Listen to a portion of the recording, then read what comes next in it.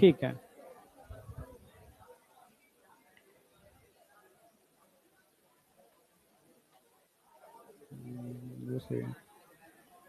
यार अब थोड़ा सा इधर आ जाओ, सारे के सारे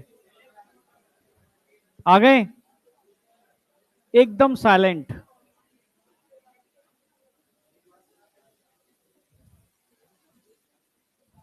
कर दें स्टार्ट?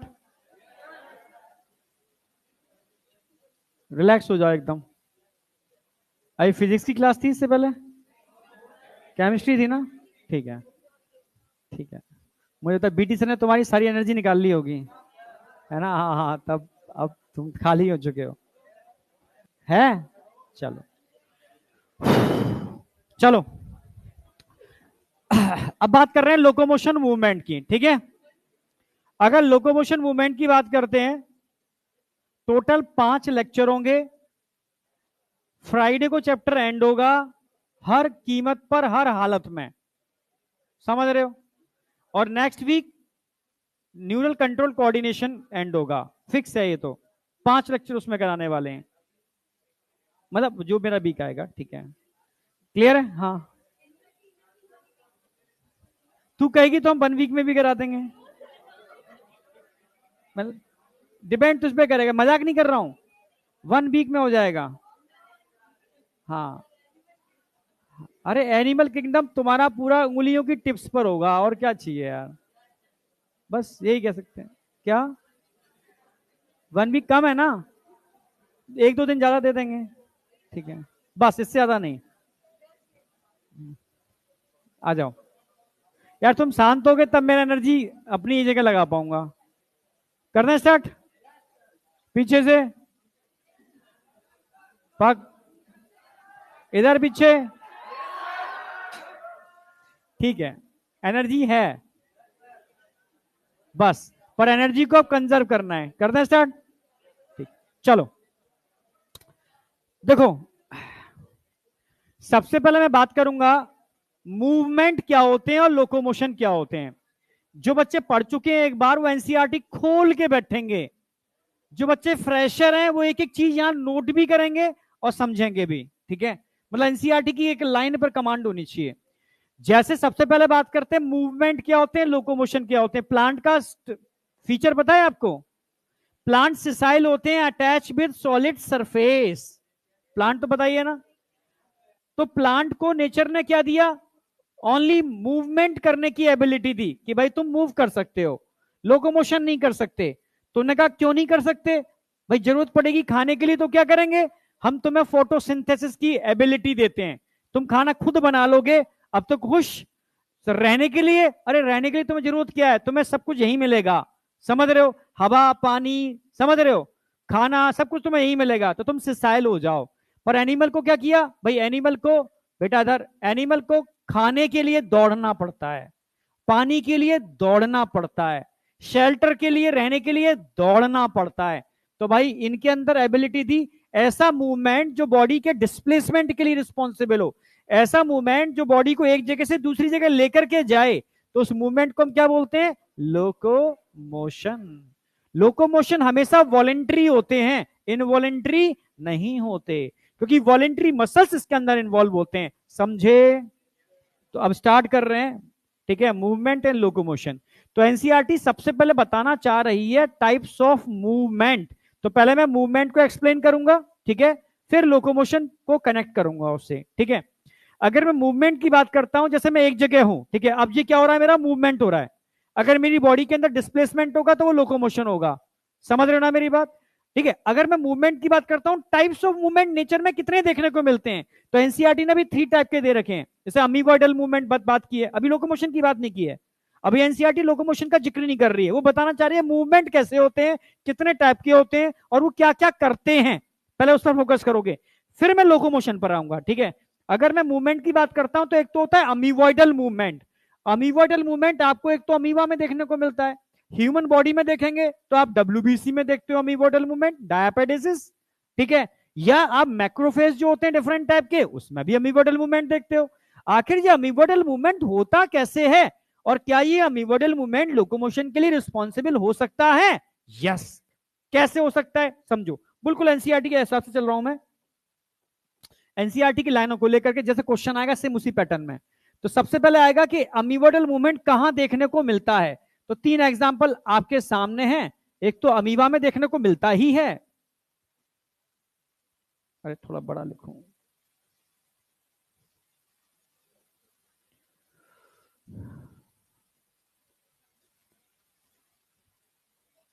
इसके अलावा WBC, इसके अलावा मैक्रोफेज।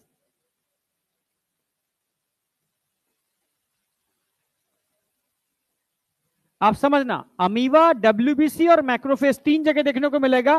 ठीक है, अब यह होता क्या है एक्चुअल में इन तीनों जगह, अगर आप एग्जांपल देखोगे इनके अंदर होता क्या है, जैसे मान लो ये अमीबा है, इसमें सूडोपोडिया बने हुए हैं,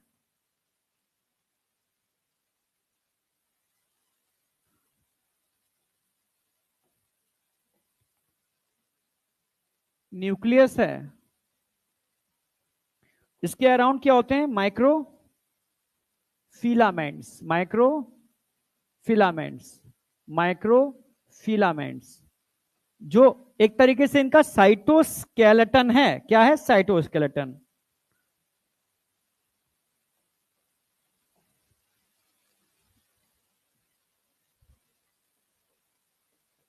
माइक्रो फिलामेंट्स, ये क्या है, साइटोस्केलेटन।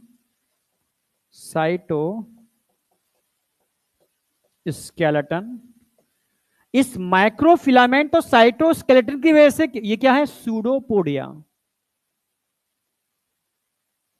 सूडोपोडिया। इस माइक्रोफिलामेंट जो साइटोस्केलेटन है, इसकी स्ट्रीमिंग मूवमेंट होती है, स्ट्रीमिंग मूवमेंट ऑफ प्रोटोप्लाज्म। ये क्या करते हैं, इट इज रिस्पॉन्सिबल फॉर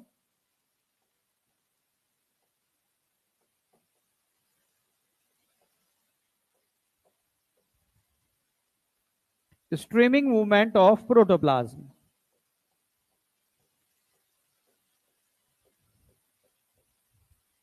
और जब प्रोटोप्लाज्म में स्ट्रीमिंग मूवमेंट होती है तो क्या बनते हैं इससे, स्यूडोपोडिया, स्यूडोपोडिया। और स्यूडोपोडिया क्या काम कराते हैं, लोको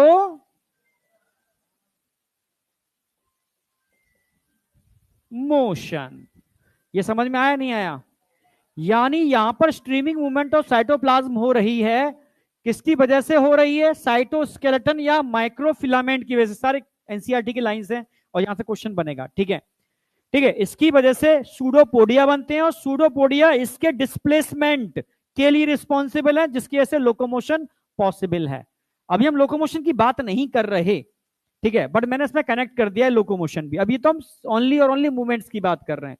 तो यहां जो मूवमेंट हो रहा है वो सूडोपोडिया का हो रहा है, जिसकी वजह से डिस्प्लेसमेंट हो रहा है, जिसको हम लोकोमोशन बोलते हैं।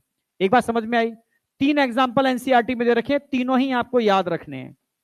अब मैं बात करूंगा cilia, cilia, flagella, ciliary movement कहां कहां देखने को मिलेंगे यार, सिलिया, फ्लैजिला एंड टेंटिकल्स। इन तीनों की बात कर रहा हूं, तीनों का जिक्र किया है।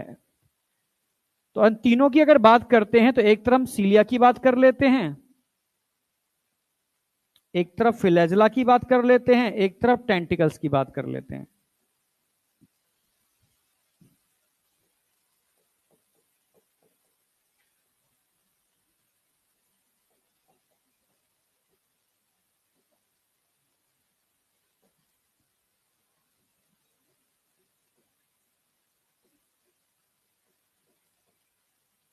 समझना, अगर सीलिया की बात करते हैं, सीलिया ध्यान रखना है, स्मॉल स्ट्रक्चर होते हैं जो पूरी एपिथेलियम पर न्यूमेरस होते हैं, बहुत सारे, एक नहीं होगा, फ्लैजिलम एक होगा, पर सीलिया एक नहीं होता। अभी आप जस्ट पढ़ के चुके हो, साइटोलॉजी पढ़ के चुके हो ना, सीलिया फ्लैजिलम को बहुत अच्छे से पढ़े हो। तो सीलिया ध्यान रखना है आपको, फ्री सरफेस पर न्यूमेरस स्ट्रक्चर होते हैं बहुत सारे, जबकि फ्लैजिलम बहुत सारे नहीं होते। फ्लैजिलम किसी भी एक पोल पर, एक एंड पर एक होता है, ठीक है, जिसके अंदर अगर मूवमेंट होता है तो वो एनिमल के कहीं ना कहीं डिस्प्लेसमेंट के लिए रिस्पॉन्सिबल होता है, जिसको हम लोकोमोशन बोलते हैं। यस या नो? तो पहले अगर मैं सीलिया की बात करूं तो एनसीईआरटी ने सीलिया का एग्जांपल कहां कहां दे रखा है। एनसीईआरटी बोलती है कि जैसे अपर रेस्पिरेटरी ट्रैक है, जो मैं पढ़ा के चुका हूं आपको, अपर रेस्पिरेटरी ट्रैक में सिलिएटेड सूडो स्ट्रेटिफाइड, साथ में सिंपल कॉल्यूमनार एपिथेलियल टिश्यू मिलते हैं। याद आया? सीलिया का काम करते हैं, धीरे धीरे मूव करते हैं, इनमें मूवमेंट होता है, पर हाँ इनके मूवमेंट से बॉडी में डिस्प्लेसमेंट नहीं हो रहा, पर इनके मूवमेंट से म्यूकस धीरे धीरे फ्लो कर रहा है। समझना मेरी बात? यहां लोकोमोशन की बात नहीं कर रहे हैं, पर सिलियरली मूवमेंट की बात कर रहे हैं, एक ऐसे मूवमेंट जो कहीं ना कहीं म्यूकस का क्या कराता है, फ्लो कराता है। समझ रहे हो? इस टाइप का मूवमेंट भी हमारी बॉडी में मिलता है।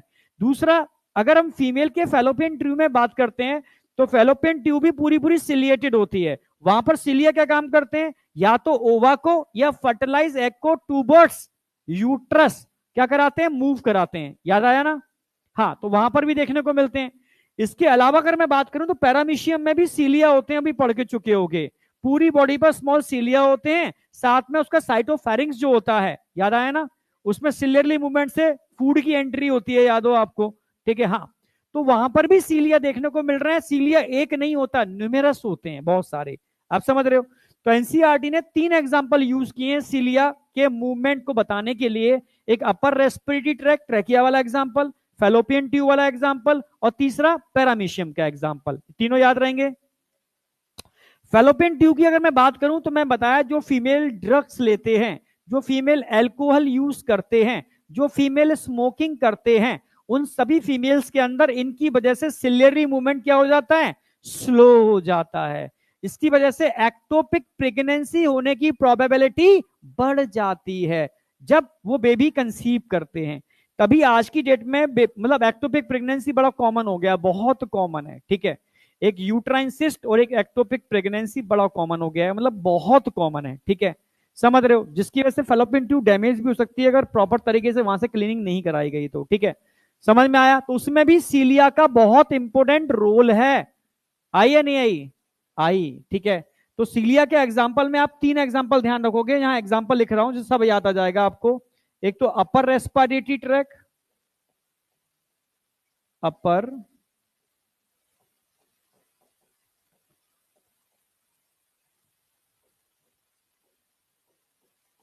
फेलोपियन ट्यूब,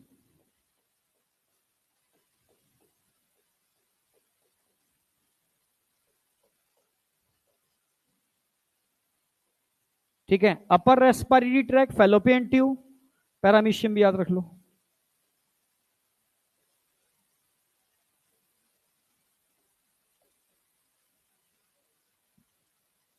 तीन एग्जांपल याद रख लो। ठीक है, अब फ्लैजला की बात करते हैं। याद हो, अगर human respiratory system, sorry human reproductive system पढ़ा हो आपने 12th में, वहां हमने स्पर्मेटोजुआ की बात की थी। स्पर्मेटोजुआ में मैंने आपको 9+2 का अरेंजमेंट बताया था उसके फ्लैजलम के अंदर, याद आया? हाँ, तो स्पर्मेटोजुआ में फ्लैजलम के अंदर क्या होता है, मूवमेंट होता है, उससे क्या होता है, पूरे पूरे स्पर्म में डिस्प्लेसमेंट होता है। ठीक है, तो वहां एक फ्लैजलम था, 9+2 का अरेंजमेंट था।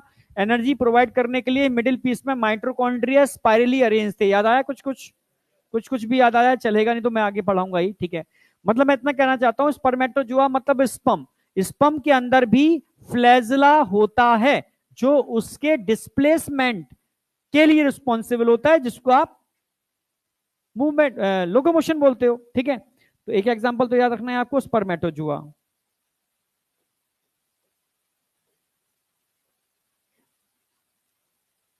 कितनों की तबीयत खराब है? हाथ उठाओ सही से। अरे भाई,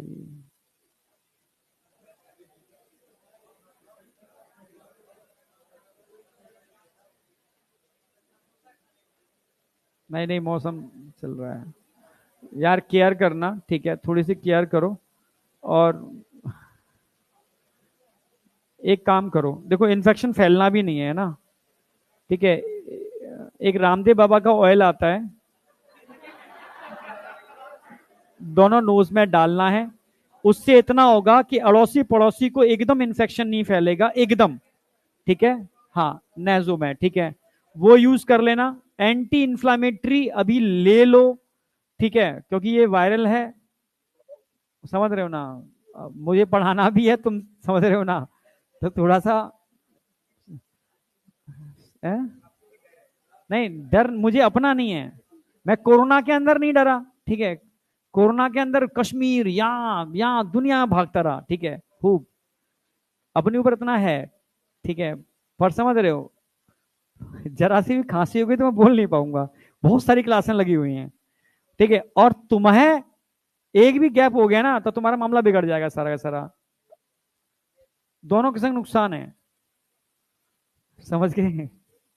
तो भाई इस बार थोड़ा सा केयर कर लो, ठीक है। मैं सच कह रहा हूं, जो मैं बता रहा हूँ सरसों का तेल होता है वो, ठीक है, उसमें कुछ चीजें हैं बिन बिल्ड है, मेरा एक्सपेरिमेंट किया हुआ है, एकदम मुझे रिलीफ मिलता है एकदम। तो वो कर लेना, एंटी इंफ्लामेटरी खा लेना, पैरासीटामोल ले लेना, गड़बड़ मत करना, समझ गए। विटामिन सी साथ में सप्लीमेंट की तरह ले लेना, समझ गए। एंटीवायरल में बड़ा अच्छा काम करती है विटामिन सी की टेबलेट, जो चूसने वाली आती हैं, थोड़ा सा आपको हेल्प मिल जाएगी। वापस आ जाओ, सबके चेहरे से लग रहे हैं सब गड़बड़ चल रहा है। हाँ, क्लास में क्या लगता है, डर लगता है, ठंडा लगता है। भाई नीचे क्लास में बैठ के देखो, पसीने में नहा जाओगे। आ जाओ उधर।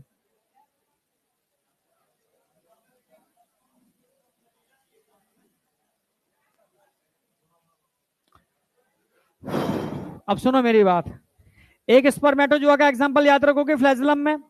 तुमने पॉरीफेरा पढ़ा है, पॉरीफेरा, स्पॉन्ज।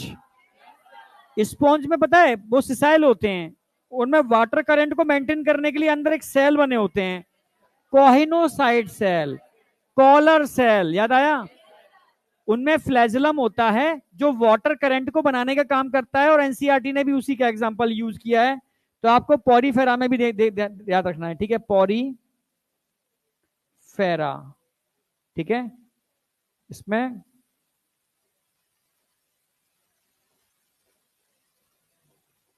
कोहेनोसाइट्स, पैरामीशियम में भी आप जानते हो फ्लैजलम होता है, हाँ या ना।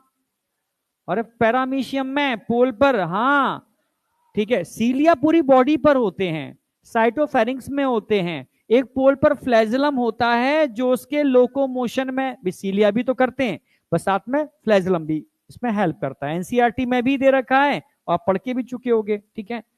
तो यहां पर आपको इसमें एक ये भी ऐड कर लो, पैरामीशियम।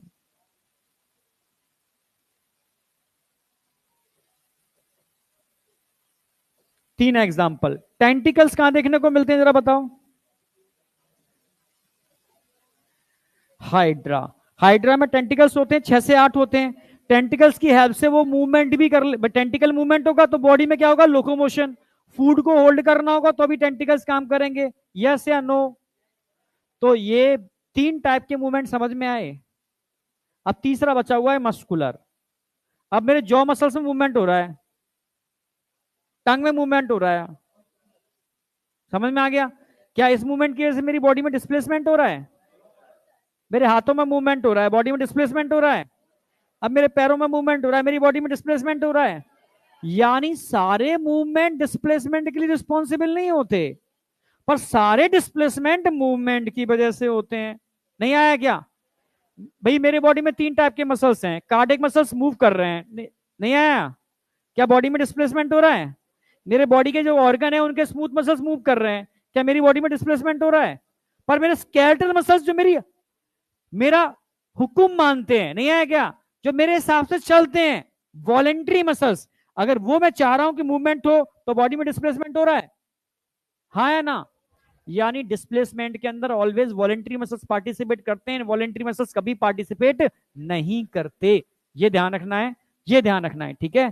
तो अब मैं मसल्स पर आ रहा हूं, मसल्स पर आ रहा हूं, ठीक है, किस पर आ रहा हूं, मसल्स पर। तो मसल्स पर आने के लिए, ये एनसीईआरटी पूरी कवर्ड है आपकी, मसल्स पर आने के लिए साफ साफ मैं, ये एनसीईआरटी की 3 लाइनें जहां से क्वेश्चन बनता है। पहली लाइन बोलती है कि अगर प्लेस या लोकेशन चेंज होता है, प्लेस और लोकेशन चेंज होता है मतलब डिस्प्लेसमेंट, या मतलब प्रस्थापन। सही बोला मैं? प्रस्थापन,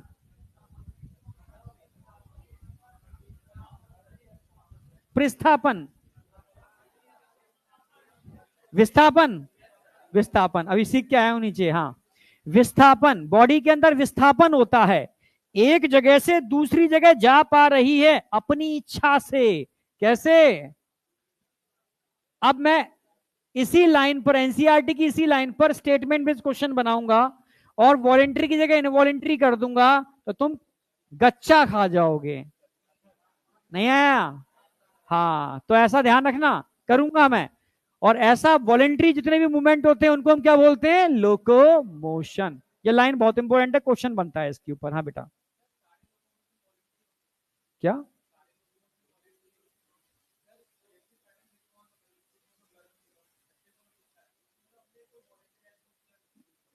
मोटर, मोटर नर्व इन्वॉल्व हो गए ना उसमें, रिफ्लेक्स आ गया।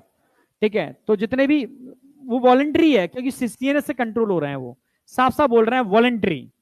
जब भी मोटर नर्व इन्वॉल्व होंगे न्यूरो मस्कुलर जंक्शन में, तो स्केलेटल मसल्स का मूवमेंट वॉलेंट्री होता है। आप समझ रहे हो? वो एक फिर अलग मैकेनिज्म हो गया, रिफ्लेक्स, ब्रेन कैसे कंट्रोल कर रहा है। पर एनसीईआरटी साफ साफ बोल रही है सारे के सारे वॉलेंट्री हैं। हम तो एनसीईआरटी को फॉलो कर रहे हैं ना, अभी अभी थीसिस और रिसर्च पे नहीं जा रहे हैं। ठीक है, एनसीईआरटी साफ साफ बोल रही है voluntary movement all are locomotion. ठीक है, उसमें तू जो झटका ले रहा है ना, इसमें बॉडी में डिस्प्लेसमेंट हो रहा है। कहां डिस्प्लेसमेंट हुआ है?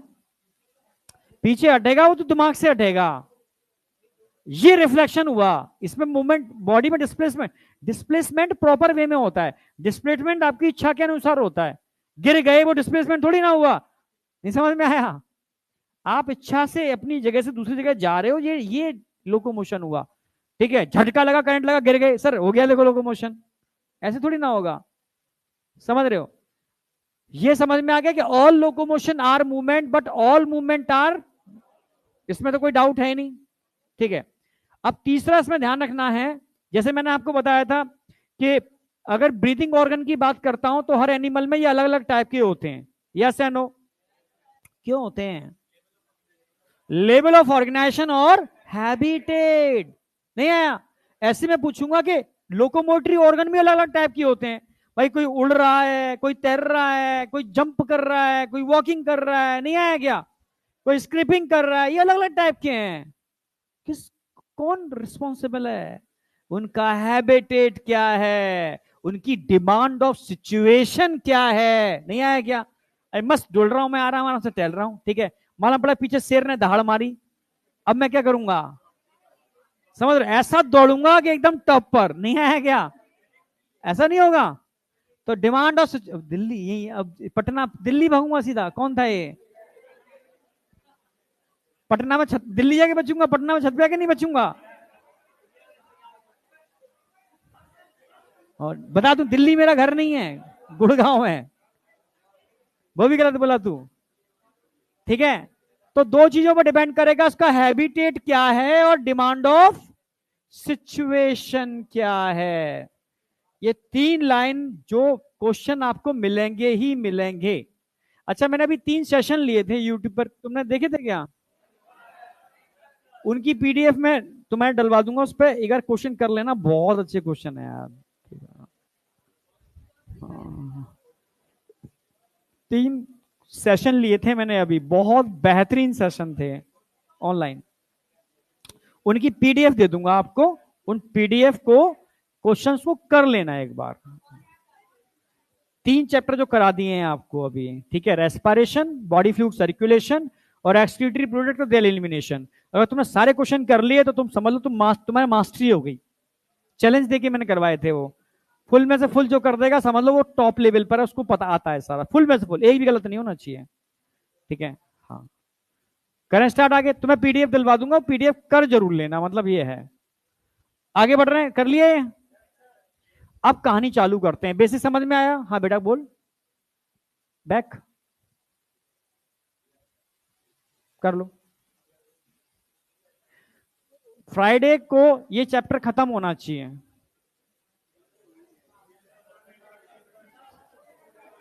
क्या? मुझे तुम पे भरोसा है, तुम 15 मिनट एक्स्ट्रा दे दोगे मुझे, पर खत्म करके जाएंगे।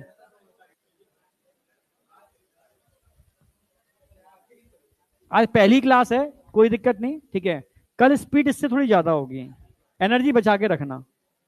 परसों उससे ज्यादा होगी, समझ रहे हो? अतरसों उससे भी ज्यादा होगी, पर रिदिम कांस्टेंट होगी। रिदिम समझ रहे हो? कोई चीज छूटने नहीं देंगे, बहुत तसल्ली से लेके चलेंगे। क्या? अच्छा, इसमें तेज कर दूं? भाई ये थोड़ा, ये वाला थोड़ा नया है बच्चों के लिए, बच्चे थोड़ा ये करते हैं, अभी करता हूँ, अभी आ रहा हूँ। नहीं, मेरा क्या है ना, जैसे ब्लड होती है ना, पहले धीरे धीरे चलती है, जब वो गर्म हो जाती है ना, स्पीड नहीं आया क्या? तो पहले तो स्लो चलना चाहिए, थोड़ा सा कंफर्ट जोन में आना चाहिए, ठीक है, फिर चलते हैं। आगे चल रहे हैं बेटा। अब चालू करते हैं मसल्स, बेसिक, ठीक है भाई। अभी टिश्यू पढ़ाने वाला हूं। मस्कुलर टिश्यू का ओरिजिन मीजोडर्मल, नर्वस टिश्यू का ओरिजिन एक्टोडर्मल, कनेक्टिव टिश्यू का ओरिजिन मीजोडर्मल, एपिथेलियल टिश्यू का ओरिजिन एक्टो मीजो एंडो, तीनों तरीके से होता है। टिश्यू में लिखाने वाला हूं मैं अभी, मतलब आगे, ह्यूमन फिजियो के बाद। क्लियर है बिल्कुल? हाँ बेटा। मस्कुलर मूवमेंट बताए तो थे अभी।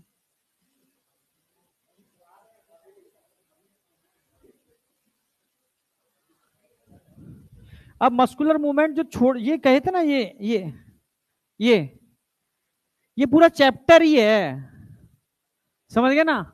अब ये पूरे चैप्टर में यही पढ़ोगे। ये तो मैं बता रहा था, जैसे जॉ का मूवमेंट क्या बॉडी के डिस्प्लेसमेंट करा रहा है, टंग का मूवमेंट डिस्प्लेसमेंट करा रहा है, हाथों का मूवमेंट डिस्प्लेसमेंट करा रहा है, पर पैरों का मूवमेंट अगर देखूं तो डिस्प्लेसमेंट हो रहा है, समझ रहे हो ना? इसीलिए तो मैंने लाइन बोली कि all movement are, sorry, all locomotion are movement, but all movements are not locomotion। समझ गए ना? तो टाइप्स पे जाने की जरूरत नहीं है, तो हमें पता है। अब डिटेल में क्या पढ़ना है? डिटेल में पढ़ना है हमें मसल्स। मसल्स में भी पहले क्या पढ़ाऊंगा मैं आपको? स्केलेटल मसल्स, ठीक है? समझे? देखो, बस मेरी क्लास में रिलैक्स रहा करो एकदम, मानो कि ये 1.5 घंटा रिलैक्स करने का है। हाँ, पर इस रिलैक्स के अंदर बातें नहीं करोगे, बस एकदम ध्यान होके सुनोगे मेरी बातों को ध्यान से, समझ रहे ना मेरी बात? सोना नहीं है, सुनना है ध्यान से, ठीक है? तो अगर देखो, नीट में नहीं आएगा, नीट में नहीं आएगा, पर सीयूटी का भी टेस्ट बच्चे देते हैं, उसमें आया हुआ क्वेश्चन है नंबर ऑफ मसल्स के ऊपर। सीयूटी समझते हो ना? हाँ, अब सब पहले नहीं जानते थे बच्चे, अब जान गए। हाँ, तो अगर टेस्ट दोगे तो उसमें क्वेश्चन आया हुआ है, इसलिए मैं बोल रहा हूं। क्वेश्चन क्या है? Total number of muscles human में कितने होते हैं, जरा बताओ? 639। पेयर्ड कितने होते हैं, अनपेयर्ड कितने होते हैं? 317 पेयर्ड हैं। अनपेयर्ड कितने होते हैं? 5 अनपेयर्ड हैं। ये क्वेश्चन कहीं जीके में, मतलब सब जगह पूछ सकते हैं, बेसिक क्वेश्चन है, ठीक है? एक बात ध्यान रखना, एक सूखे पहलवान के अंदर और एक WWF के फाइटर के अंदर number of muscles always same होते हैं, ठीक है? समझ रहे हो? मसल्स में हाइपरट्रॉफी तो मिलती है, पर हाइपरप्लेसिया नहीं मिलता। हाइपरट्रॉफी का मतलब है आप साइज तो बढ़ा लोगे, पर नंबर नहीं बढ़ा पाओगे, नंबर फिक्स है सबके अंदर। समझ रहे हो ना मेरी बात?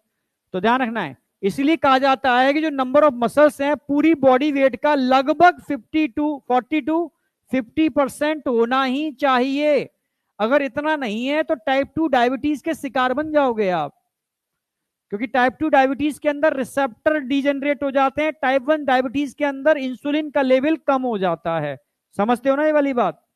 सोचो, इंसुलिन कम है तो टाइप 1 डायबिटीज, इंसुलिन तो निकल रहा है, पर इंसुलिन जिस रिसेप्टर से बाइंड करता है वो रिसेप्टर ही कम हो गए, तो टाइप 2 डायबिटीज हो गई, जो ओल्ड एज पर होती है। पर आज की डेट में यंगर्स के अंदर जो एक्सरसाइज नहीं करते, टहलते नहीं है, इनएक्टिव पड़े रहते हैं, गेम्स में पड़े हुए हैं, तो उनके अंदर क्या होता है? धीरे धीरे मसल्स का साइज रिड्यूस हो जाता है, जिसकी वजह से टाइप 2 डायबिटीज की प्रोबेबिलिटी बढ़ जाती है। समझे? कोई डाउट? अब एक क्वेश्चन आएगा मसल्स की प्रॉपर्टी के ऊपर। जैसे एक मसल्स की प्रॉपर्टी होती है एक्साइटेबिलिटी। कौन सी? एक्साइटेबिलिटी। और ये प्रॉपर्टी नर्व में भी मिलती है, आप जानते हो। भाई कोई भी ऐसी सेल जिसकी सरफेस पर चार्ज हो, स्टिमुलेट करने पर उसमें चार्ज में चेंज भी होता हो, तो नॉर्मल सेल नहीं है, वो एक्साइटेबल सेल है। जो कंडक्शन, इंपल्स का कंडक्शन करती हो, वो एक्साइटेबल सेल है। आप समझ रहे हो ना? जैसे नर्व होती है एक्साइटेबल, मसल्स होती हैं एक्साइटेबल, कार्डियक मसल्स एक्साइटेबल होती हैं। जानते हो ना मेरी बात? तो excitability also present in nerve, ये क्वेश्चन आएगा। Also present in nerve. पर अगर मैं पूछता हूं ये तीन property only present in muscles, only present in muscles, सिर्फ मसल्स में मिलते हैं, ओनली प्रेजेंट इन मसल्स। कौन कौन सी प्रॉपर्टी है? सबसे पहली प्रॉपर्टी आती है कॉन्ट्रैक्टेबिलिटी। भाई एक सेल लिया आपने, धीरे से कॉन्ट्रैक्ट कराया, कॉन्ट्रैक्टेबिलिटी नहीं आई क्या? कॉन्ट्रैक्शन। एक्सटेंसिबिलिटी, एक्सटेंसिबिलिटी नहीं आया क्या? इलास्टिसिटी, रबड़, इलास्टिसिटी नहीं आई क्या? आ गई। तो तीन प्रॉपर्टी होती है जो मसल्स में होती है, नर्व में नहीं होती। Contract, contractility, extensibility, elasticity. यहां तक कोई डाउट है? हाँ या ना? नहीं। चलो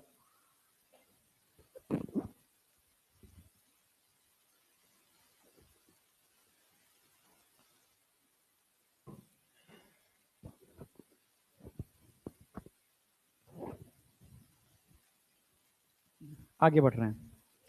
अरे sorry sorry sorry sorry sorry, अब आ जाओ। Structure of skeletal muscles. NCERT ने सबसे पहले क्या कर रखा है? कार्डियक, स्केलेटल और स्मूथ को कंपाइल कर रखा है, जो मैं लास्ट में कराऊंगा। ठीक है, अभी नहीं कराऊंगा, पहले स्केलेटल कराऊंगा फिर ये कराऊंगा। जो बच्चे पहले से नॉलेज रखते हैं वो प्लीज एनसीईआरटी खोल के बैठें और एक बार एनसीईआरटी की लाइन टू लाइन देख लें। ठीक है, कोई ऐसी लाइन अगर ऐसी लग रही है उनको तो मुझसे पूछ लें हाल की हाल, साथ साथ। ना, ऐसे नहीं, अलग अलग प्रॉपर्टी होती है ना। किसी के अंदर कॉन्ट्रैक्टेबिलिटी नहीं होती। रबड़ है, रबड़ को तुम दबाओगे दब जाएगी क्या? भाई इलास्टिसिटी तो है उसमें, खींचो छोड़ दो, खींचो छोड़ दो। नहीं, इलास्टिक का मतलब जो इलास्टिक वेलोसिटी है। कॉन्ट्रैक्टिल दबाओगे दब जाएगी, खींचोगे खींच जाएगी। यस।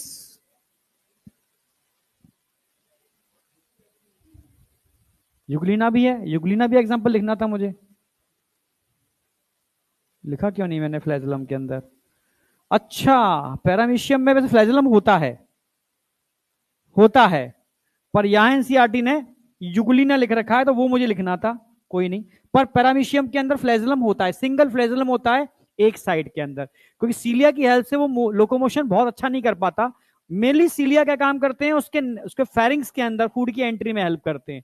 ठीक है, पर एनसीईआरटी ने लोकोमोशन में भी लिख रखा है। यहाँ युगलिना लिख लेना, क्योंकि ये एक एग्जाम्पल छूट गया आपका। एनसीईआरटी का एक भी एग्जाम्पल छोड़ोगे नहीं, युगलिना भी लिख लो। ठीक है, ये हो गया, ये हो गया। अब आ जाओ स्केलेटल मसल्स। अच्छा, स्केलेटल मसल्स वॉलेंट्री होते हैं इनवॉलेंट्री होते हैं?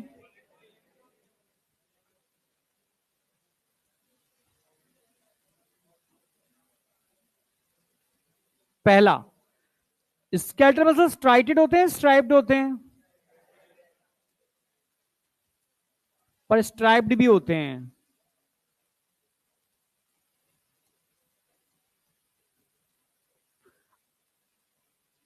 मल्टी न्यूक्लिएटेड होते हैं या यूनी न्यूक्लिएटेड होते हैं? अच्छा, कंट्रोल बाय, भाई वॉलेंट्री लिख दिया, जरूरत ही नहीं है। ठीक है, मल्टी न्यूक्लिएटेड, मल्टी अच्छा, यहां जो मल्टी न्यूक्लिएटेड होते हैं उसके लिए टर्म यूज करते हैं सिंसाइसियम।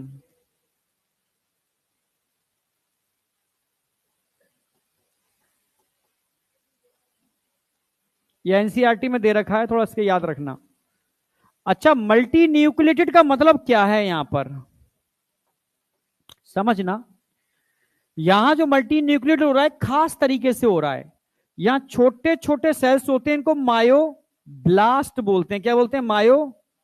मायो मतलब कॉन्ट्रैक्शन, ब्लास्ट मतलब सेल। ऐसे सेल जिनमें कॉन्ट्रैक्शन की एबिलिटी होती है उनको मायोब्लास्ट बोलते हैं। लगभग 100 या 100 से ज्यादा, लगभग 100 या 100 से ज्यादा, कुछ नहीं है।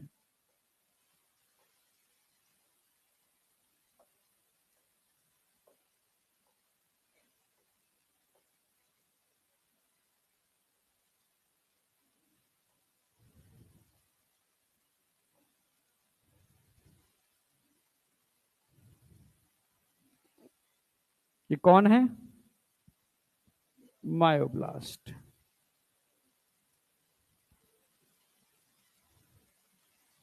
मायो मतलब, मायो मतलब, मायो मतलब कॉन्ट्रैक्शन भाई। जब भी मायो टर्म आ जाए मतलब कॉन्ट्रैक्शन की बात चल रही है। ब्लास्ट टर्म आ जाए कंटिन्यू डिवीजन की बात चल रही है। समझ रहे हो ना मेरी बात? हाँ, तो लगभग 100 या 100 से ज्यादा मायोब्लास्ट मिलकर के क्या काम करते हैं? इक्वल टू 100 या मोर देन 100 मायोब्लास्ट मिलकर के फ्यूजन होगा। फ्यूजन।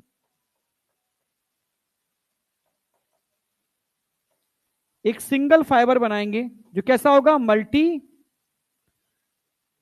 न्यूक्लिएटेड।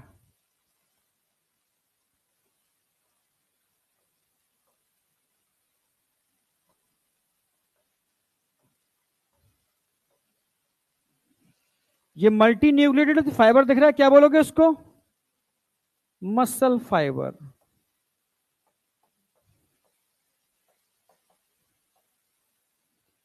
या मसल सेल।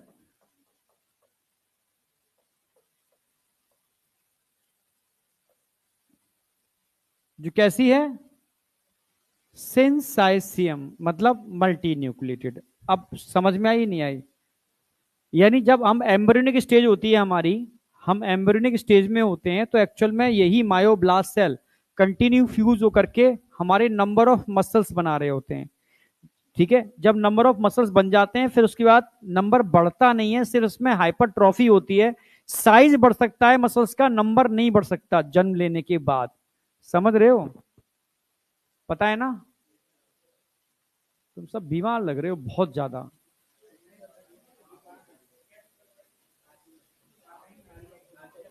क्या हैप्पी लग रहे हो? कैसे लग रहे हो? मैं बीमार लग रहा हूँ? अच्छा, मैं तो शायद क्लास की वजह से शायद लग रहा हूँ, अभी खाया नहीं है और लगातार मतलब बिना रेस्ट के ऊपर आ गया ना। अच्छा, मेरी एनर्जी थोड़ी कम लग रही है, ठीक है। लेकिन तुम भी लग रहे हो। क्या कह रहा है? ऐसे ही बोलोगे? कल से बताना बंद कर दूंगा सारी बातें। लोग तभी तो लोग क्या करते हैं ना, कहते हैं बिना सजेशन के सलाह नहीं देनी चाहिए। समझ रहे हो? जब तक कोई सलाह ना मांगे ना उसको दो मत। फ्री की चीजों की वैल्यू नहीं होती। ये रियलिटी है।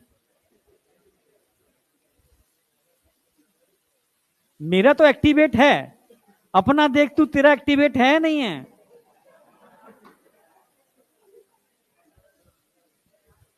ये बोल रहा था कि वास्तु फालतू में खिंचवा रहा है उसकी। हैं? जूते पड़ेंगे तेरे। इसकी शक्ल से लग रहा है सीधा साधा बेचारा।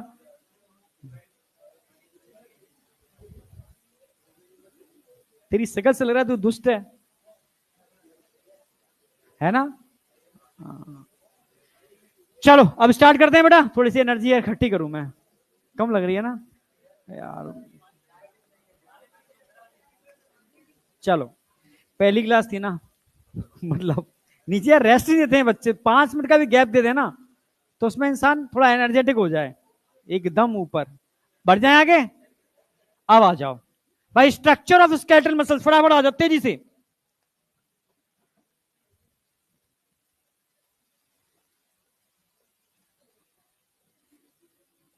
देखो दो कारण हो गए मेरी एनर्जी कम होने के, मैं सही सही बताऊं, ठीक है। एक कारण तो लगातार क्लास हो गई, और नीचे आ रहा था अभी क्रेजी सर मिले, ठीक है, फिजिक्स वाले सर, है ना, हाँ किशोर सर, ठीक है, वो फेमस है। उन अभी उन्होंने कुछ ऐसी सूचना दे दी, वो मेरे एकदम दिमाग में चली गई बहुत खतरनाक तरीके से। मतलब मतलब कुछ सही चीज इंफॉर्मेशन नहीं थी। उनकी फैमिली से कोई प्रॉब्लम थी बहुत ज्यादा, ठीक है। तो वो एकदम मेरी एनर्जी लेवल को सक कर लिया एकदम, समझ रहे ना मेरी बात। जब कहीं कोई चीज ऐसी सुनने को मिलती है जो सही ना हो, समझ रहे हो ना, तो थोड़ा सा कहीं इफेक्ट पड़ जाता है ब्रेन पर, ठीक है। वैसे तुम्हारे संग आकर के सब भूल जाता हूं मैं, ठीक है, पर फिर भी फर्क पड़ता है। स्ट्रक्चर ऑफ मसल्स, कौन से मसल्स? स्केलेटल।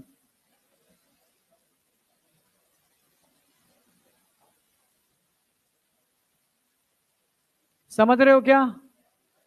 थोड़ा हेल्थ का बेटा ध्यान रखो अपना, सब लोग है ना। अच्छा ये बताओ, हमारी जो बोन्स होती हैं वो मसल से जुड़ी होती हैं। कौन है जो बोन्स को मसल से जोड़ता है? टेंडन या लिगामेंट? बोन को बोन से, बोन को मसल से, याद है आपको? अरे भाई कहीं लीक हो गया ये, अब नहीं जाएगा। ओके,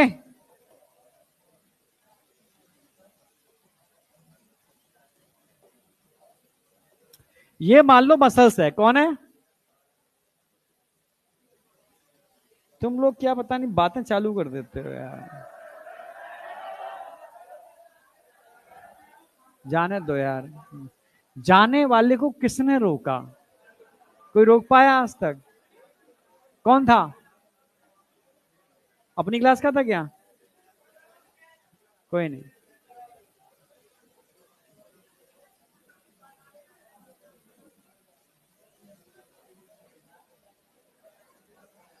अच्छा ये बताओ, मसल्स की अगर मैं बात करूं, मसल्स को बोन से जोड़ने के लिए कौन होते हैं? टेंडन। मसल्स के अंदर अगर हम देखें तो अंदर भी क्या होते हैं आपको? ग्रीन से लेते हैं।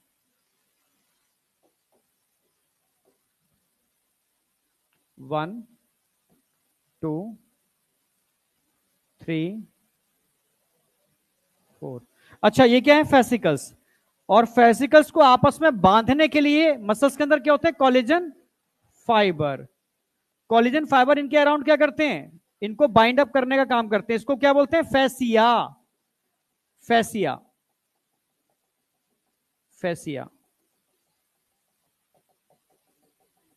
Fascia is a network of collagen fibre which present around fascicles, ठीक है।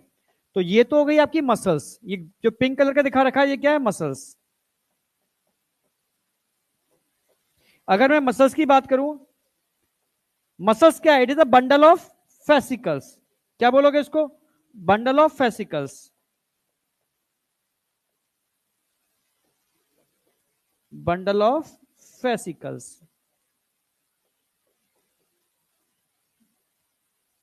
कोई डाउट? और इसके अंदर जो व्हाइट कलर का स्ट्रक्चर दिख रहा है, क्या बोलोगे उसको? फेसिया। अगर फेसिया की बात करूं, फेसिया क्या होता है? Fascia is a collagen fibre. Collagen fibre. कोई डाउट? अगर एक एक फेसिकल को बाहर निकाल के देखना चाहो, क्या है फेसिकल? एक फेसिकल को बाहर निकाल लो, ठीक है। तो फेसिकल में क्या नजर आ रहा है आपको? फेसिकल्स है क्या? Fascicles also bundle of muscle fibre. Bundle of muscle fibre, ये सब क्या है? मसल्स फाइबर हैं। ये सारे के सारे मसल्स फाइबर हैं। Muscles fibre, muscles fibre, muscles fibre. तो फेसिकल्स क्या है? Fascicles is a muscle, bundle of muscle fibre. ये फेसिकल हो गया। ये ग्रीन कलर का स्ट्रक्चर दिखा रहा है ना, व्हाइट से दिखा दो।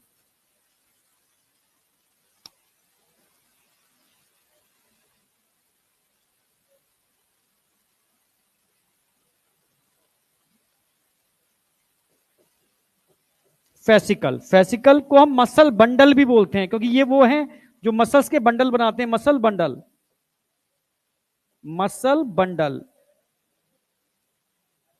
क्या हुआ? तुम्हारा ध्यान वहीं पर ही है, कौन जा रहा है कौन आ रहा है? भाई इधर आ जाओ। ठीक है, तो सबसे पहले हम बात करते हैं मसल्स की। मसल्स क्या है? Bundle of fascicles. फेसिकल्स क्या है? Fascicle is a muscle bundle. ठीक है, समझना मेरी बात। और ये किससे बंधे हुए हैं आपस में? Fascia, it is a collagen fibre, इसको बांधने का काम करता है। ठीक है, और अगर मैं इस फेसिकल में से भी एक स्ट्रक्चर को बाहर निकालूं तो ये क्या है? मसल सेल या मसल फाइबर। मसल सेल या मसल फाइबर।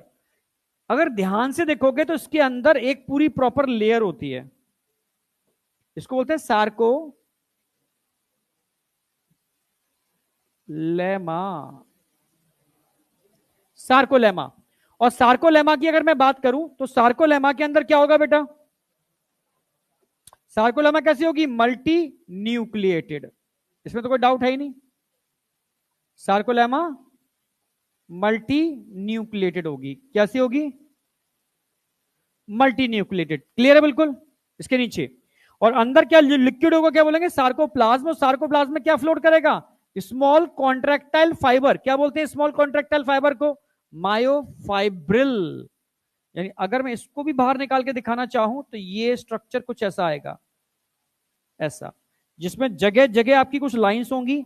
इनको हम बोलते हैं जेड लाइंस। क्या बोलते हैं? जेड लाइंस, जिनमें इस तरीके से लाइट एंड डार्क बैंड देखने को मिलने वाले हैं आपको। Light and dark band, light and dark band.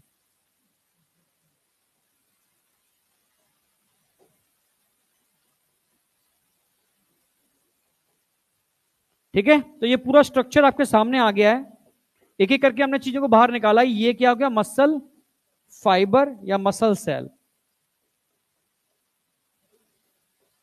Muscle fibre या मसल सेल, मसल सेल्स बोल सकते हो, जो कैसी होती है? Multi nucleated, multi nucleated. ठीक है, और इसके अंदर जो निकल के बाहर आ रहा है ये फाइनली क्या है? ये है मायोफाइब्रिल, मायोफाइब्रिल। मायो मतलब कॉन्ट्रैक्शन और फाइबर मतलब पता ही है आपको कि किसके मिलने से बना है? एक्टिन और myosin. Actin and myosin. Actin ध्यान रखना है आपको, थिन फिलामेंट होते हैं और मायोसिन थिक होते हैं। एक्टिन हमेशा थिन होते हैं, मायोसिन थिक होते हैं। ये पूरा स्ट्रक्चर ध्यान रखना एक एक करके। ठीक है, मसल्स यहां बोन से जुड़े हुए हैं टेंडन की हेल्प से। Muscles is a bundle of fascicle. Muscle actual में फेसिकल्स के बंडल है। और एक फेसिकल को अगर बाहर निकालोगे, एक फेसिकल को बाहर निकालोगे तो समझ में आएगा फेसिकल को चारों तरफ से बांधने के लिए फेसिया रिस्पॉन्सिबल था। और फेसिकल भी बंडल है मसल फाइबर का या मसल सेल का। तो एक मसल फाइबर या सेल को बाहर निकालोगे तो अंदर आपको एक लिक्विड नजर आएगा, इसको सार्कोप्लाज्म बोलेंगे। क्या बोलेंगे इसको? Sarcoplasm, sarcoplasm. और सार्कोप्लाज्म को होल्ड करने के लिए जो लेयर होती है सार्कोलेमा।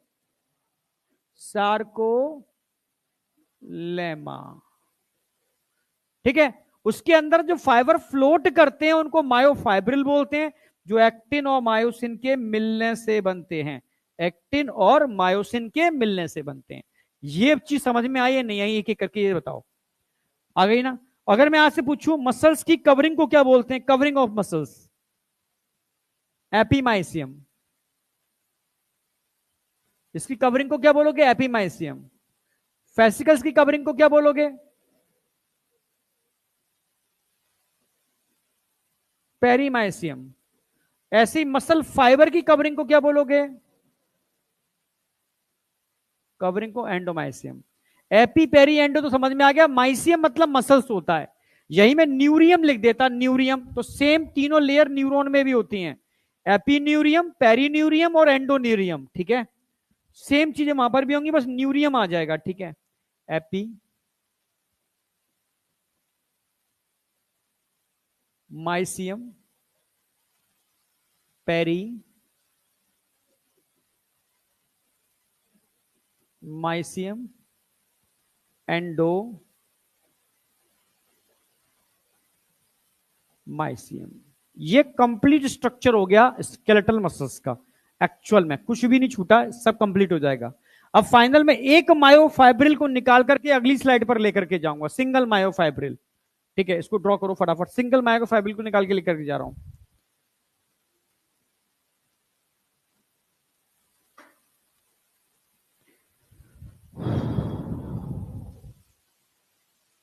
हो गया?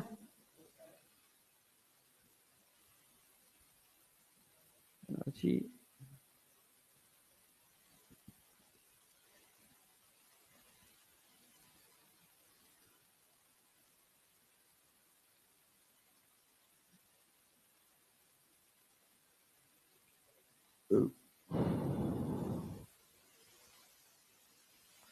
Epimysium, perimysium, endomysium.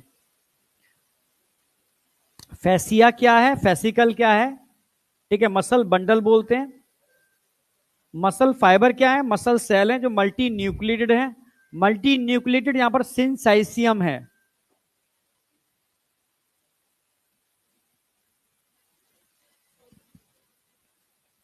हाँ, मसल सेल या मसल फाइबर एक ही बात है। या कह सकते हो मसल सेल, मसल, इनको बंडल नहीं बोलोगे। हाँ, मसल फाइबर जो है वो फेसिकल को बना रहे हैं, आप समझ रहे हो?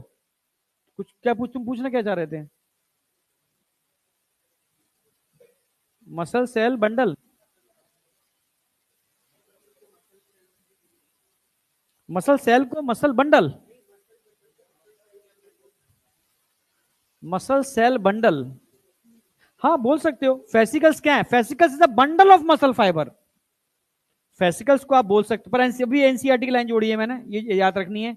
इसको आप बोल क्या सकते हो? फेसिकल को एक नाम, एक टर्म और जोड़ सकते हो, बंडल ऑफ मसल सेल। आने तो क्या फर्क पड़ रहा है? तुम यार, आने वाले को आने दो, जाने वाले को जाने दो। ठीक है, इस पर कोई फर्क नहीं पड़ता। अब आ जाओ,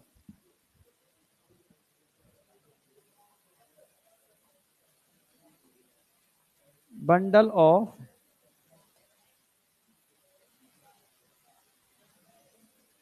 मसल सेल। फेसिकल्स को बोल सकते हो यार मसल सेल के बंडल हैं। ठीक है, यहां तक कोई डाउट? पूछो यार फटाफट, तुम एकदम सुस्त बैठे हो। हाँ, आगे आना है।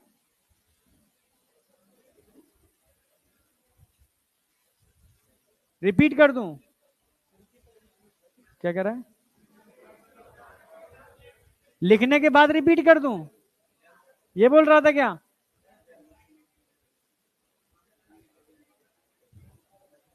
बता दूं दोबारा से? हाँ तो लिख लिया तुमने? फिर से बता दे रहा हूं, कोई दिक्कत नहीं है, लिख तो लो भाई। हो गया? हाँ,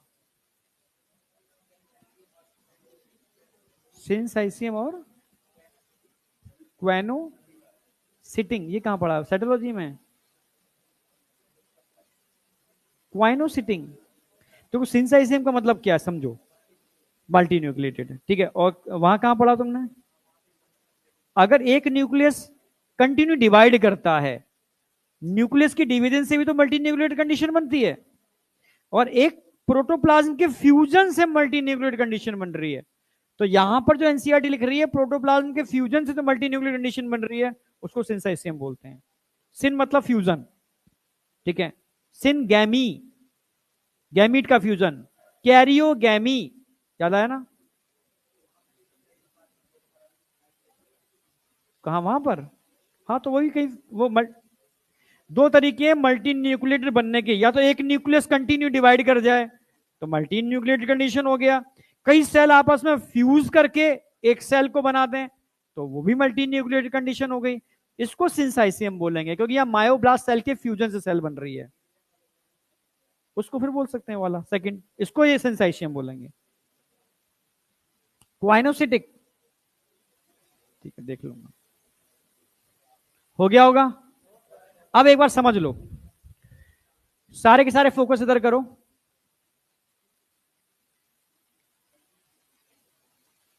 आगे एकदम ठीक है। सबसे पहले मैं बात कर रहा हूं यहां पर मसल्स की। मसल्स क्या है? मसल्स को बांधने के लिए भी कोलेजन फाइबर होते हैं बाहर से, ठीक है। मसल्स को भी होल्ड करने के लिए कोलेजन फाइबर होते हैं जिसको स्ट्रेंथ प्रोवाइड कराते हैं, ठीक है। मसल्स के अंदर देखोगे, अंदर आपको छोटे छोटे बंच मिलेंगे, बंडल्स मिलेंगे, वो फेसिकल्स हैं। यानी मसल्स एक्चुअल में बंडल ऑफ फेसिकल्स हैं, समझ रहे हो ना मेरी बात? ठीक है। और उन फेसिकल्स को बांधने के लिए फेसिया, फेसिया मतलब होता है कोलेजन फाइबर, वो रिस्पॉन्सिबल होते हैं। कोई डाउट? ठीक है। अब मैं जानना चाह रहा हूं कि फेसिया क्या होता है, समझना। Fascia is a collagen fibre जो फेसिकल्स को बांध रहे हैं, इसमें कोई डाउट? इन्हीं के बीच में ब्लड वेसल्स होते हैं, ठीक है। अब मैं एक फेसिकल को बाहर निकालना चाह रहा हूं कि फेसिकल क्या है, तो एक फेसिकल को निकाला, तो fascicle also bundle of muscle fibre. Fascicle क्या है? ये मसल फाइबर का बंडल है, या इसको मसल बंडल भी बोलते हैं क्योंकि मसल इन्हीं के बंडल हैं। समझ में आया? तो फेसिया, फेसिकल्स को आप मसल बंडल भी बोल सकते हो जो एनसीईआरटी में दे रखा है, पर एक्चुअल में क्या है? Bundle of muscle fibre. कोई डाउट? ठीक है, एक मसल फाइबर को बाहर निकाल देते हैं। मसल फाइबर क्या है? मसल फाइबर एक सेल है, मसल सेल भी बोलते हैं इसको, जो मल्टी न्यूक्लिएटेड होती है, ठीक है। इसके अंदर एक लिक्विड होता है सार्कोप्लाज्म, उसको कवर करने के लिए एक लेयर होती है सार्कोलेमा, ठीक है। अंदर सिंसाइसियम यानी मल्टी न्यूक्लिएटेड है, पर सारे के सारे न्यूक्लियस कैसे बने? कई सेल के फ्यूज होने से बने, जिनको मायोब्लास्ट सेल बोलते हैं, ठीक है। तो ये वाली बात क्लियर हो गई, हाँ या ना? अब इनमें से जो लिक्विड में जो फ्लोट कर रहे हैं फाइबर, सार्कोप्लाज्म में जो फाइबर फ्लोट कर रहे हैं वो मायोफाइब्रिल हैं, जिनमें लाइट एंड डार्क बैंड देखने को मिलते हैं जो एक्टिनोमायोसिन के मिलने से बनते हैं। ये क्लियर है बिल्कुल? इसमें अगर मैं बात करूं मसल्स की कवरिंग क्या होगी? एपीमाइसियम, ठीक है। फेसिकल की कवरिंग क्या होगी? पेरीमाइसियम। और सार्कोलेमा के ऊपर एक लेयर होती है, सार्कोलेमा के ऊपर, उसको बोलते हैं एंडोमाइसियम। अब बताओ कोई डाउट? आई या नहीं आई? पीछे व्हाइट शर्ट, ब्लू शर्ट, आई? आई या नहीं आई? आई, ठीक है। अब एक मायोफाइब्रिल को बाहर निकाल रहे हैं, किसको? एक मायोफाइब्रिल को बाहर निकाल लेते हैं, हाँ।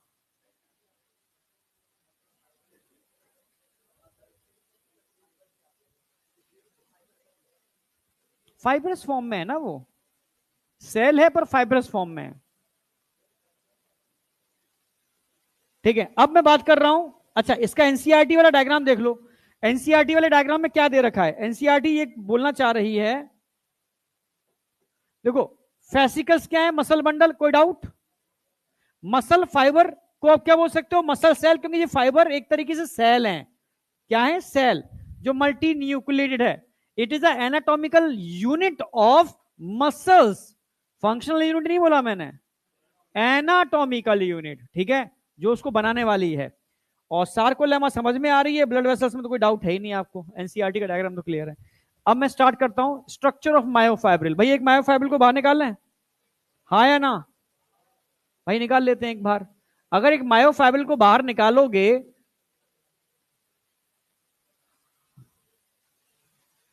समझना, समझ रहे हो ना? एक मायोफाइब्रिल को बाहर निकालोगे, अरे यार ठीक है,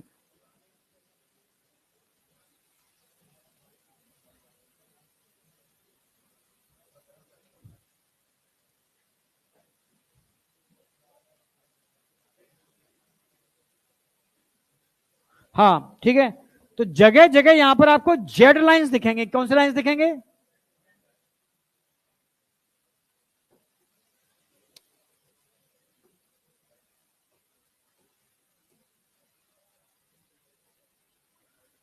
और दो जेड लाइन के बीच वाले पार्ट को हम क्या बोलते हैं? सार्कोमियर।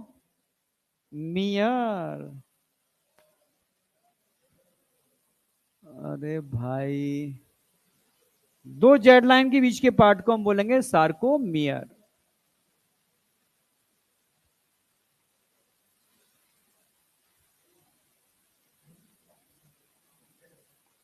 हाँ, sarcomere is the functional unit. कौन सी यूनिट है? Functional unit of muscles. Functional क्यों बोला?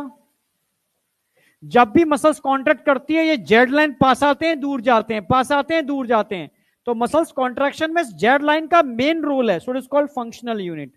ठीक है, इसके अंदर भी देखेंगे तो आपको यहां पर एक्टिन फिलामेंट दिखेंगे, एक्टिन फिलामेंट दिखेंगे।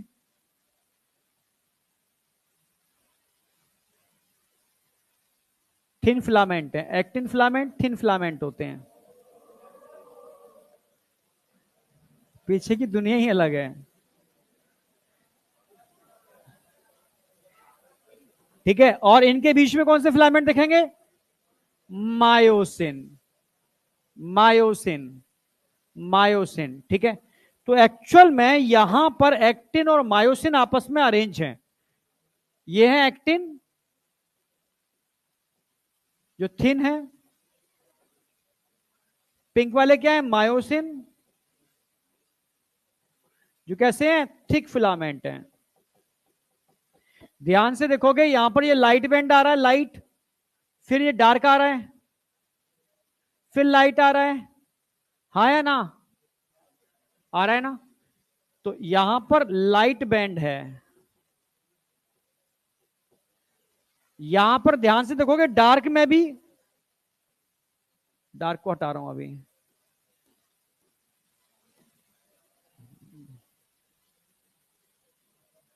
डार्क में ध्यान से देखो, आपको थोड़ा सा ओवरलैपिंग वाला पार्ट दिख रहा है, नन ओवरलैपिंग पार्ट दिख रहा है, फिर ओवरलैपिंग पार्ट दिख रहा है, दिख रहा है ऐसा?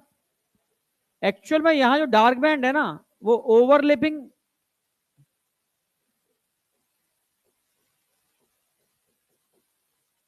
फिर नॉन ओवरलैपिंग, और फिर से क्या आ गया? ओवरलैपिंग।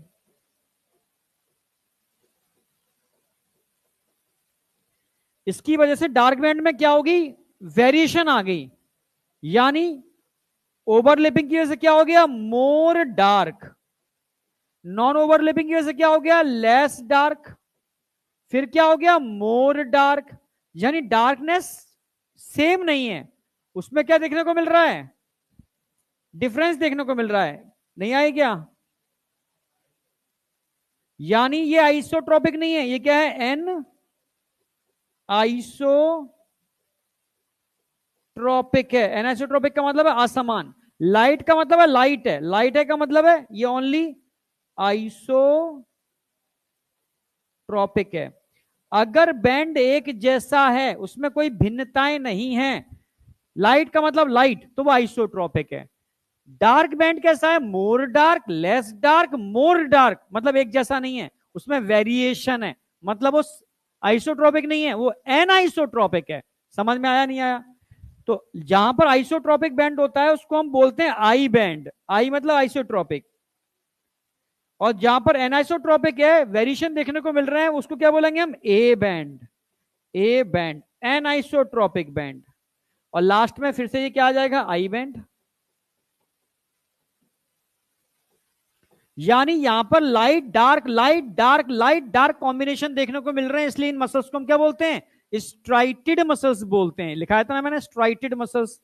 ठीक है, और ट्रांसवर्स बैंड देखने को मिल रहे हैं, तो क्या बोल रहे हैं इनको? स्ट्राइप्ड बोल रहे हैं, स्ट्राइप्ड।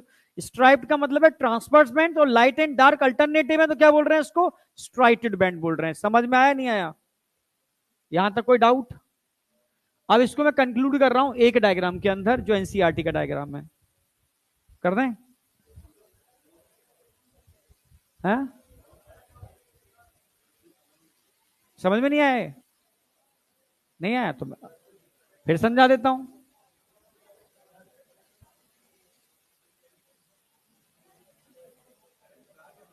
तूने कहा समझ में नहीं आया।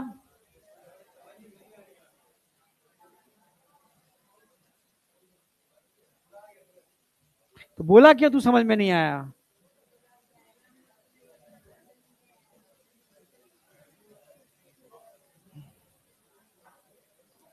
अब ध्यान से देखोगे, यहां पर कुछ इस तरीके से कॉम्बिनेशन मिल रहे हैं, एक बार समझ लो फिर से। मिल रहे हैं क्या? लास्ट वाला वाइट दिखा दो, अब समझ में आना चाहिए। भाई ये हो गया आई बैंड। क्या हो गया? I band. आई का मतलब आइसोट्रॉपिक। ये भी क्या हो गया? I band. I band. I band का मतलब आइसोट्रॉपिक, समान। और आई बैंड में क्या होता है? ओनली एक्टिन होता है। ओनली, ये चेंज नहीं हुआ बोर्ड मुझे लग रहा है, ओनली एक्टिन होता है। आई बैंड में ओनली एक्टिन होगा। कोई डाउट? ध्यान से देखो, यहां पर ओवरलैपिंग हो रहा है, ये नॉन ओवरलैपिंग वाला पार्ट आ गया, फिर ओवरलैपिंग हो रहा है। अरे हाँ या ना? तो ये पूरा का पूरा क्या हो रहा है? जहां पर ओवरलैपिंग हो रहा है वहां क्या है? More dark. क्या है? More dark.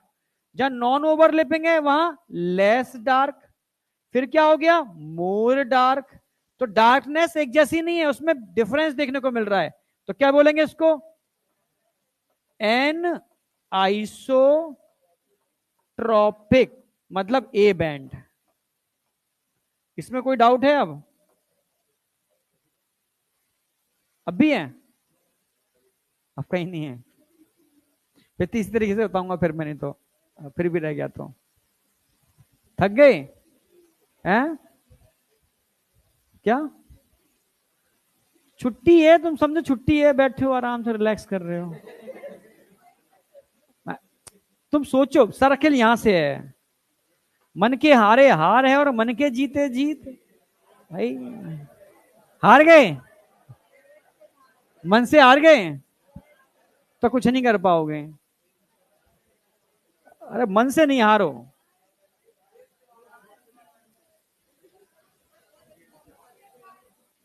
क्या? नहीं नहीं, मैं आज बस थोड़ा ही कराऊंगा, खत्म ही है। 5 मिनट में छोड़ दूंगा, 5-10 मिनट में खत्म है। अब एनसीईआरटी का ये डायग्राम जो तुम दिख रहा है ना, ये एक्सप्लेन करूंगा मैं प्रॉपर। भाई ये क्या है? Z line. ये क्या है? Z line. दो जेड लाइन के बीच के पार्ट को क्या बोलोगे?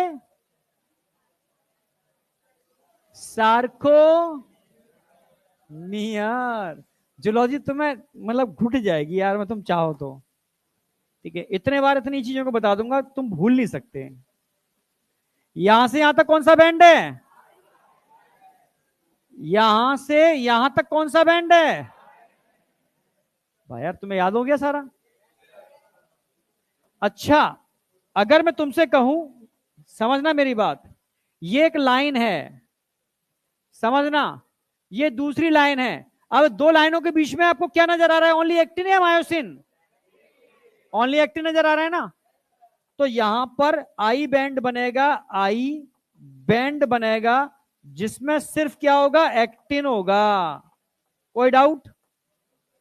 अब ध्यान से देखना, अगर मैं इस ब्लू लाइन को उठा के यहां रख दूं, इसके बीच में क्या नजर आ रहा है आपको? भाई इसमें एक्टिन भी है और मायोसिन भी है। अरे हाँ या ना? भाई एक्टिन और मायोसिन दोनों हैं, मतलब ये कैसा होगा? ओ ओ ओ बैंड। ओ मतलब ओवरलैपिंग।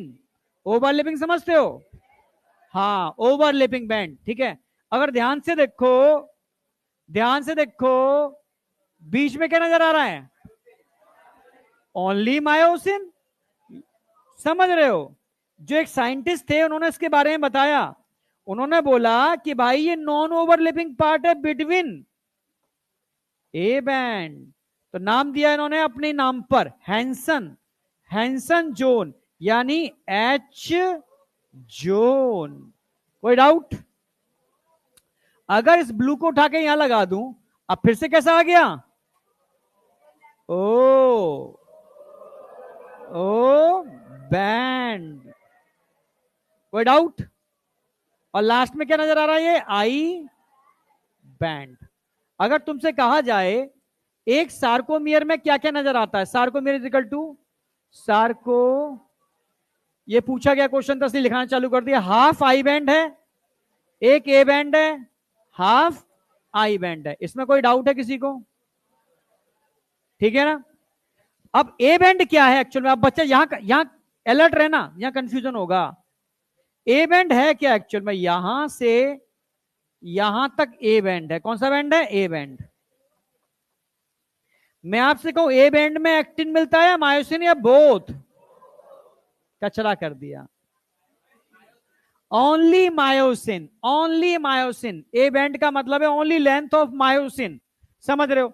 अगर ए बैंड आई बैंड के संग ओवरलैप कर ले तो समझना मेरी बात, इसका मतलब थोड़ी ना कि ए बैंड के अंदर एक्टिन आ गया, ये तो ओवरलैपिंग हो रही है ना भाई। ए बैंड का मतलब है ओनली लेंथ ऑफ मायोसिन। अब जो लेंथ ऑफ मायोसिन एक्टिन के संग ओवरलैपिंग कर रही है, इसका मतलब ये नहीं है कि ए बैंड के अंदर आई बैंड, ए बैंड के अंदर एक्टिन आ गया। ए बैंड का मतलब है only length of myosin, length of myosin. अब कंफ्यूज मत करना कभी भी। ए बैंड का मतलब है length of myosin, length of myosin में वो पार्ट जो एक्टिन के संग ओवरलैप कर रहा है वो ओ बैंड है। जो नॉन ओवरलैपिंग वाला पार्ट है सेंटर में, उसको हम एच जोन बोलेंगे। यहां तक समझ में आया या नहीं आया? अच्छा, जैसे मान लो, नोटबुक दे अपनी, ये तो बहुत मोटी है। क्या बेटा? एक्टिन का नंबर 1500 3000 लिखा था अब उन पर क्वेश्चन नहीं आते। कुछ चीजें छोड़ो, समझ रहे ना? कुछ चीजें छोड़ना सीखो, अब थोड़ा पैटर्न चेंज करो। ठीक है? अब हर चीज पुराने नोट्सों से ऐसी नहीं, कुछ चेंज भी होगा। ये मानो एक बहुत रजिस्टर है, अगर बीच में वजन होगा तो लफ गया ना, नहीं लफा? अरे कर्व आ गया ना बीच में। अब तुम्हें कैमरे के सामने दिखाना पड़ेगा तब देखेगा। अब दिख रहा है? ये रजिस्टर सीधा है, बीच में क्या आ गया? झोल आ गया। झोल आया, झोल। ये लफ गया, लफ गया। हंस रही है, झोल ही बोलते हैं भाई। ठीक है? नहीं बोलते झोल, बोलते हैं ना लफ गया। क्या बोलेंगे तुम्हारी भाषा में? लफ गया, झुक गया। अरे झुक गया, लो बस, झुक गया। पर हम चाहते हैं झुके ना, तो बीच में सपोर्ट देना पड़ेगा ना ऐसे। तो बस यहां पर भी नेचर ने ऐसा ना हो वजन की वजह से यहां पर एक सपोर्ट सिस्टम बना दिया। क्या बोलोगे इसको? M line. क्या बोलोगे? M line. क्या काम कर रही है एम लाइन? झोल को रोक रही है। हाँ, एम लाइन। आई या नहीं आई? भाई एनसीईआरटी में दे रखी है एम लाइन, चक्कर में मत रहना, क्वेश्चन आएगा। तो आगे बढ़ रहा हूं मैं क्या? अरे इसको पूरा तो लिख दूं भाई, एक मिनट रुक जाओ। पहला पहला रुको रुको, आई बैंड।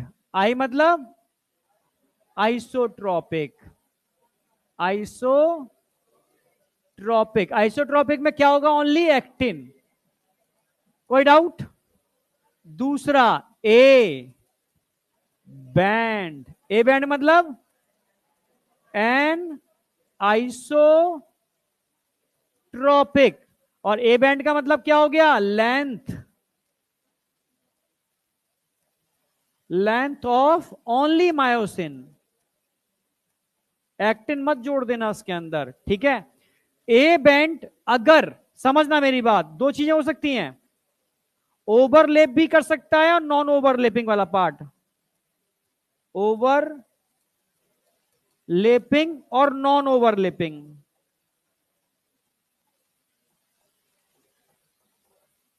ओवरलेपिंग वाले पार्ट को क्या बोलोगे? ओ बैंड। नॉन ओवरलेपिंग वाले पार्ट को बोलोगे एच। एच मतलब हैंसन्स जोन। ठीक है, ये याद रखना। ठीक है, पूछेगा कि एम लाइन, एम लाइन कहां प्रेजेंट होती है? प्रेजेंट बिटवीन, हो सकता है ऑप्शन में ए बैंड दे दे, हो सकता है ऑप्शन के अंदर एच जोन दे दे। ठीक है, ऐसे ही पूछेगा Z line present between I band. ये क्वेश्चन आई नहीं है पर पूछे जाएंगे। अब बताओ, कोई डाउट है किसी को? बस छुट्टी। ठीक है, कल मैं इतना पढ़ के आना, कल मैं इसकी एप्लीकेशन कराऊंगा कि एक मसल जब कॉन्ट्रैक्ट करती है तो किस किस बैंड पर क्या इफेक्ट पड़ेगा। कल थोड़ा मसल्स वाला पार्ट तैयार होके आना भाई, एनर्जी लेके आना। ठीक है, थोड़ा समझ रहे हो ना? एंटी इन्फ्लामेटरी खा लेना, पैरासीटामोल खा लेना। ठीक है, नाक में जो ऑयल बता रहा हूं वो डाल लेना। समझ रहे हो? कई लोग तो डरते हैं, पर समझ रहे हो, हमें जबरदस्ती करना पड़ता है, लिटा के जबरदस्ती। ठीक है, तब जा करके वो होता है, इतना आसान नहीं है। समझ रहे हो? पर ये तुरंत तुरंत रिलीफ मिलता है। ठीक है, चलो मिलते हैं कल।